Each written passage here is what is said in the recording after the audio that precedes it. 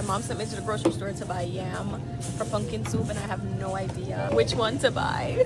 Me not lie, I was low-key panicking because I know say if I go on with the wrong ingredients, I go get cussed out. Like, I'm looking around and I don't see anything that says yellow yam. But what I do know is we don't make soup without chocho. And I know this has to be the right one because of the color. Also, you can't make soup without some good carrot, and them carrot I did kind of take. Now, I was looking for cocoa, and I think this is a cocoa, I'm not sure. But thank goodness I found the pumpkins, y'all. That's the main ingredients on the list, so she can't cost. It's been a minute since I had some chicken foot, so we're definitely putting some of those in the soup. Why are these chicken legs so big? Jeez, one thing I do want to know, why are these corned beef so expensive? Am I being cheap? Last on the list is some pumpkin soup. I hope this is the right one. I know it has to be Grace. I decided to just get 2 different packs just in case. And that's it, guys. We did it. That's why I don't like shopping at international stores, because how did I end up spending $100? That's insane. $100 on a couple of vegetables.